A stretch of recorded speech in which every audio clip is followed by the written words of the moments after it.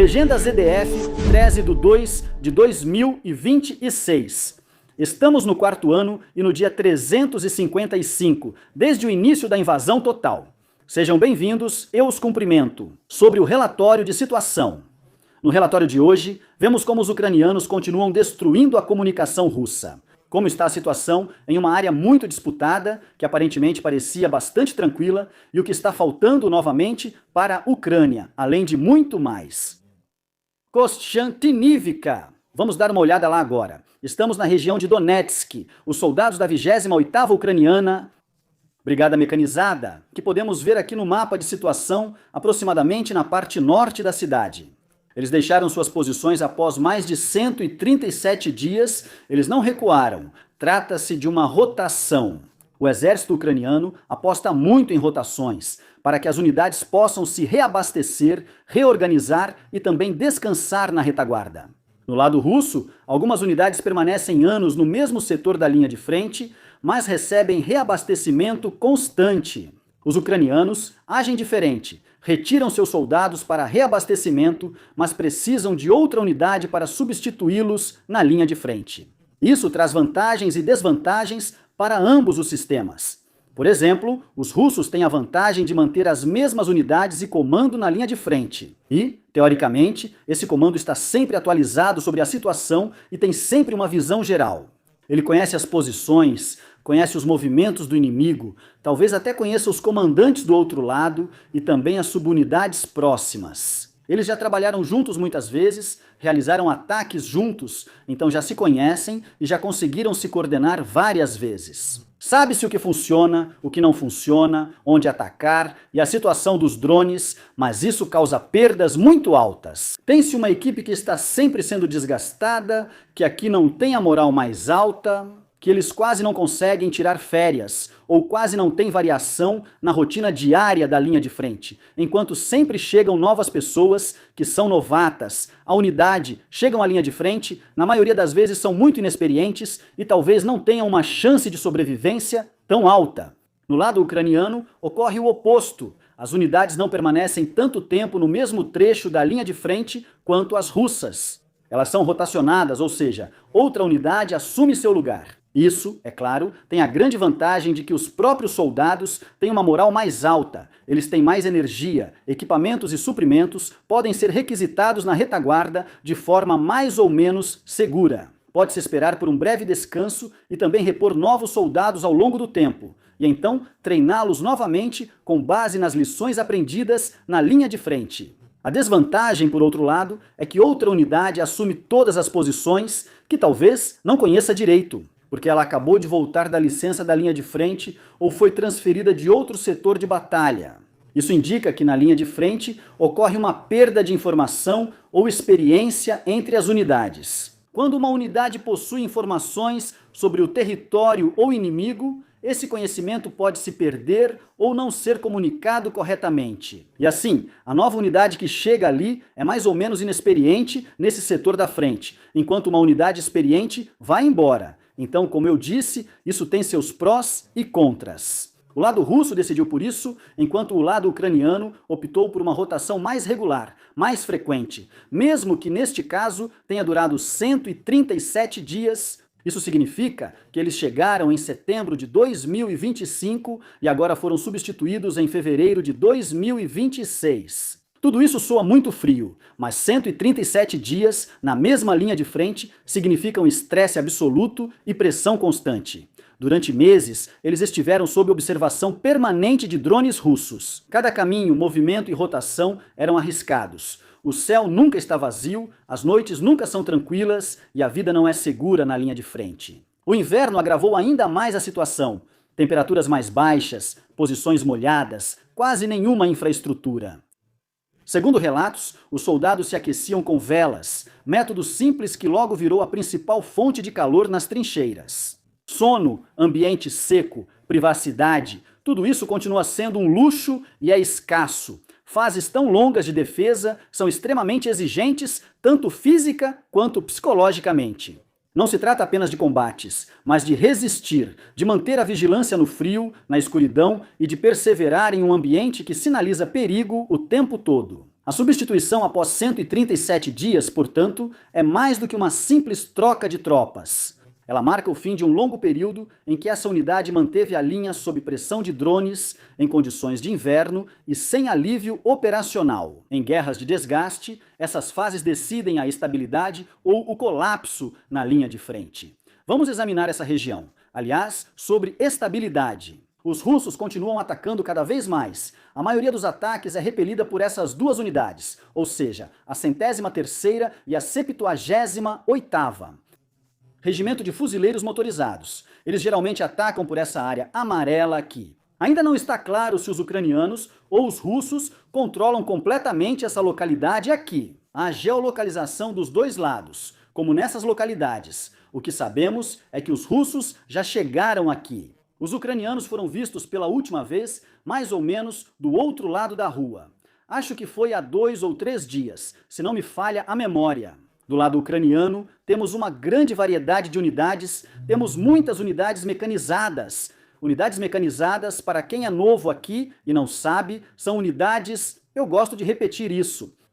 Unidades mecanizadas são aquelas com veículos para combate, sendo a infantaria de maior qualidade disponível. Por exemplo, eles têm veículos blindados de combate, podem atacar com seus veículos e também os utilizam ativamente no combate, enquanto também possuem infantaria. A infantaria pode avançar ou combater junto aos veículos, além de contar com unidades motorizadas. Esse é este símbolo aqui, que é semelhante, pois representa infantaria que possui veículos, mas que não são adequados para o ataque, como, por exemplo, transportes de tropas comuns sem armamento pesado ou até mesmo caminhões. E ninguém usaria um caminhão, exceto o lado russo, como vimos muitas vezes nesta guerra, para avançar em um ataque frontal.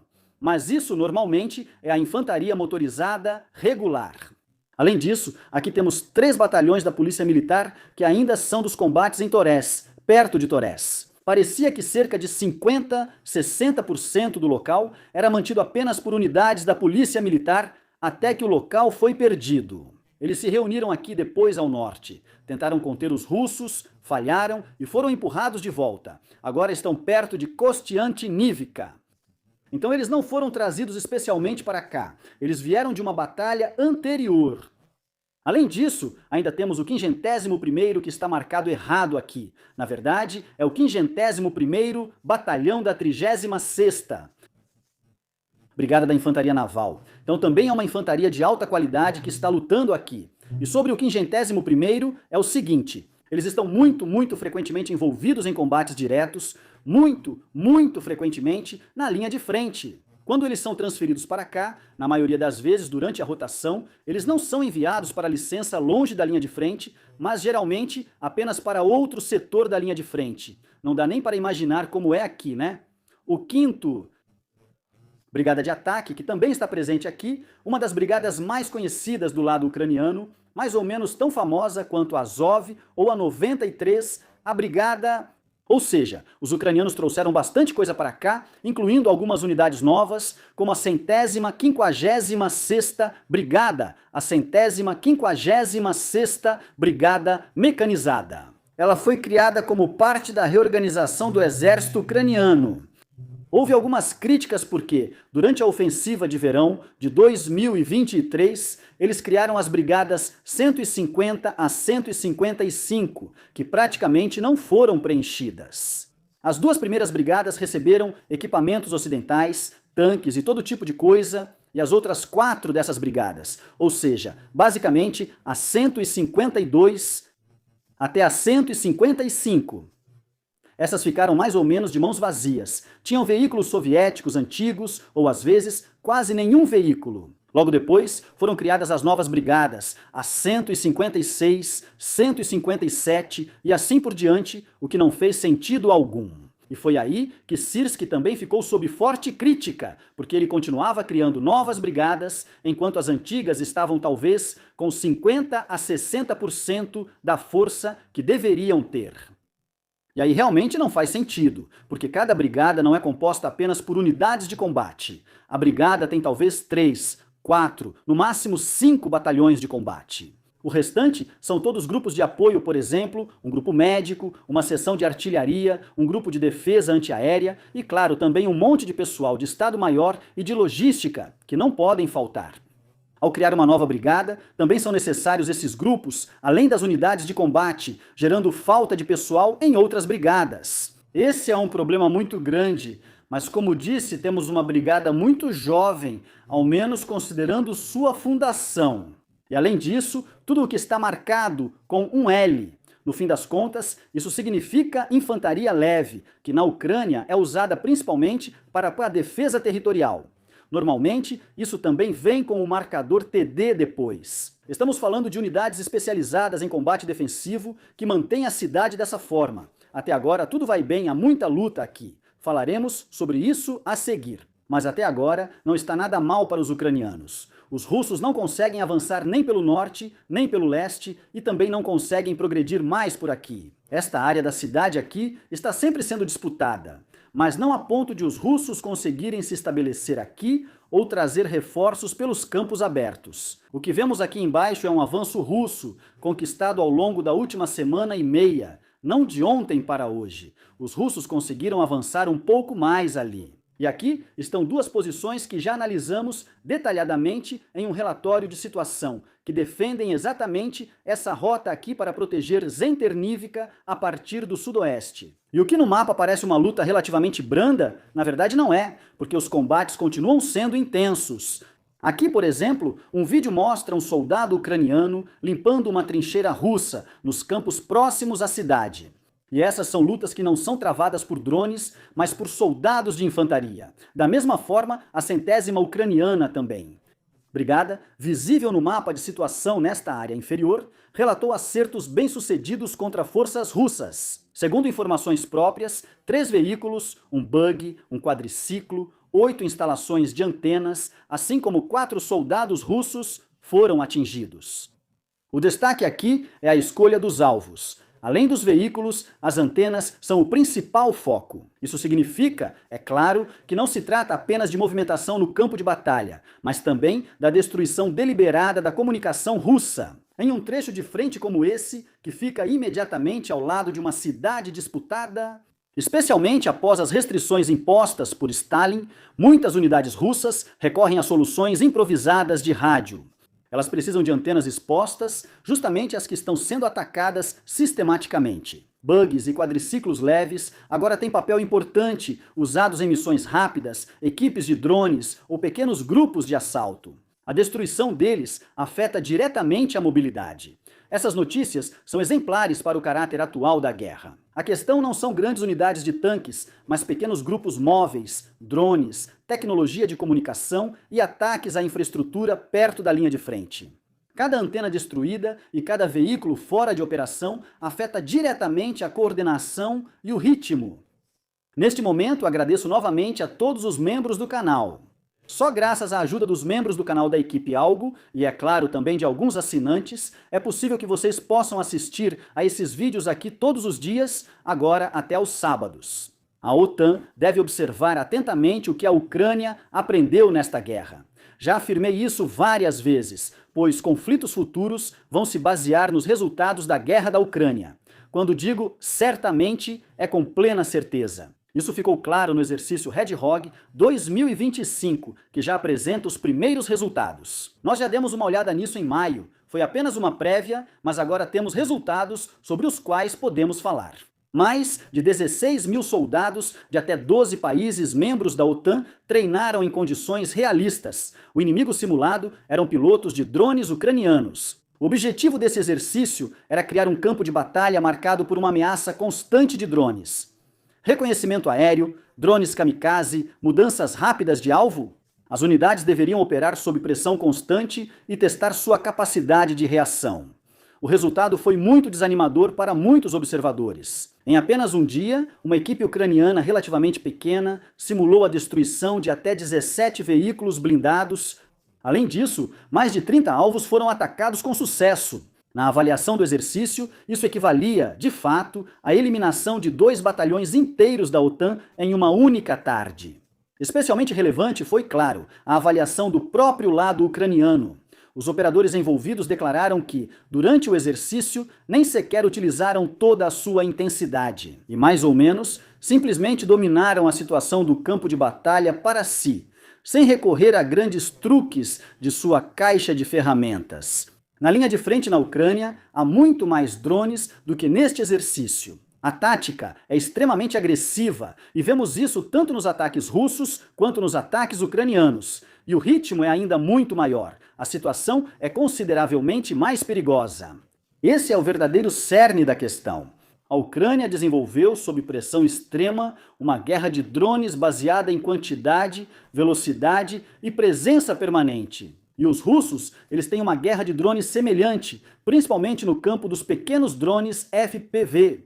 Veículos, posições e logística estão praticamente sob vigilância constante. Qualquer movimento pode ser detectado e atacado em questão de minutos. Para a OTAN, isso significa uma lição clara. Formações de combate clássicas, concentrações de veículos e linhas logísticas rígidas são altamente vulneráveis em um ambiente com drones onipresentes.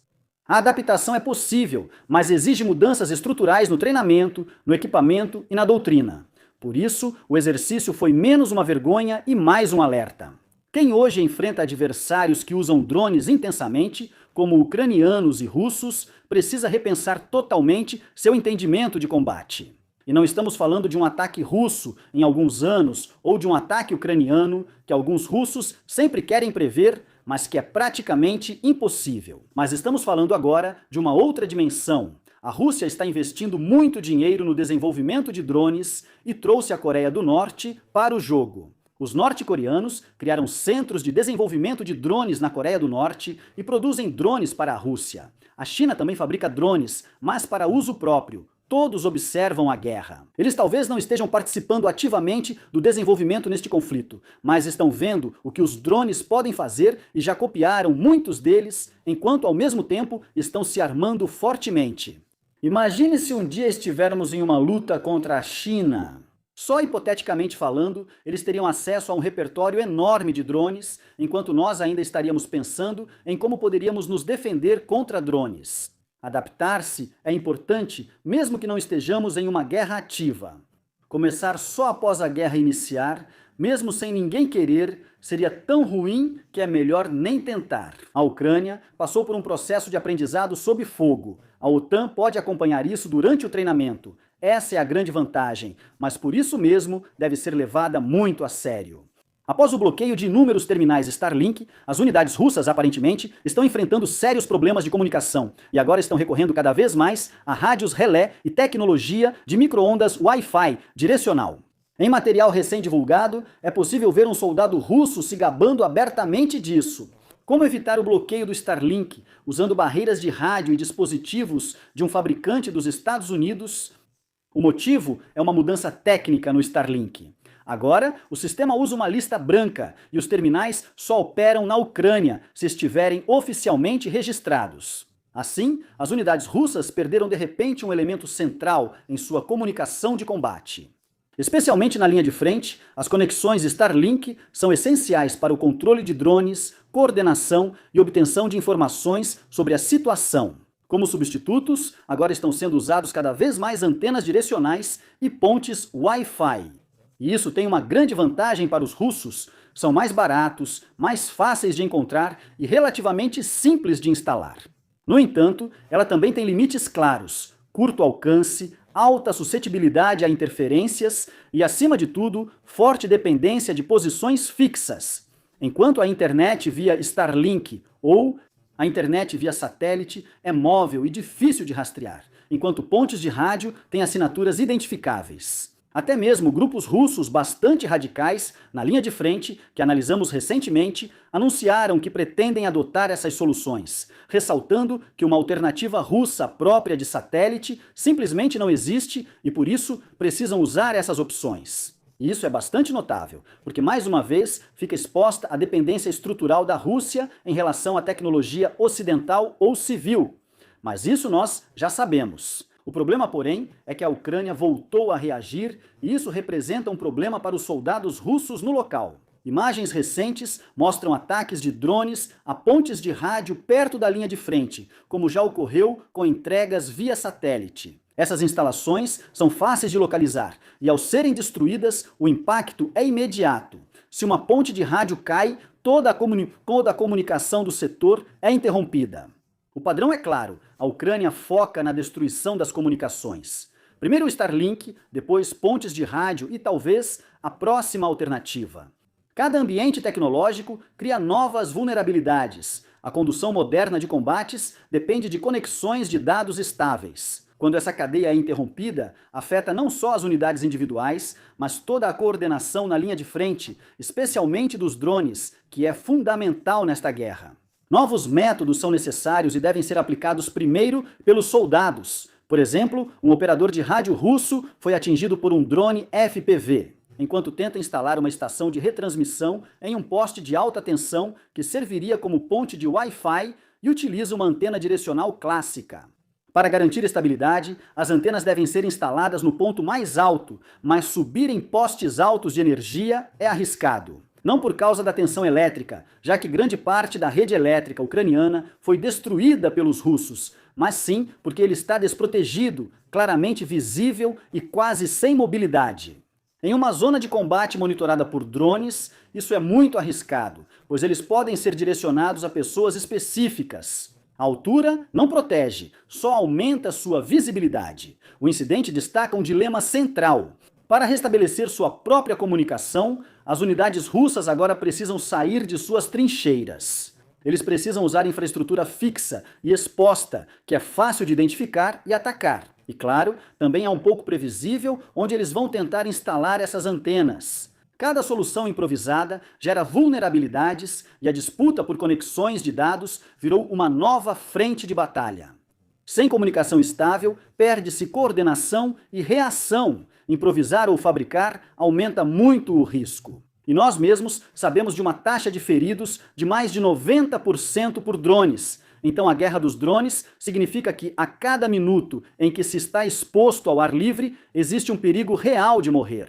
Observamos claramente que há dias a comunicação russa vem sendo atacada de forma direcionada para impedir que os russos se comuniquem na linha de frente. A comunicação é essencial não só em bons relacionamentos, mas também na linha de frente, na guerra dos drones. Quem não se comunica, não reage. Quem não consegue reagir, perde a luta, e quem perde a luta, acaba perdendo a guerra também. Eu acredito que isso está beneficiando muito os ucranianos agora, já que eles estão preparando uma nova ofensiva ou planejaram várias novas ofensivas para 2026, ou pelo menos anunciaram isso. E se agora, do lado russo, eles mal conseguem se comunicar ou, de qualquer forma, se comunicam pior do que antes. Então, essa seria a oportunidade perfeita para preparar e também executar uma ou outra ofensiva em alguns trechos da frente, por exemplo, em Zaporíjia, como eu já anunciei ontem, enquanto essa situação persistir.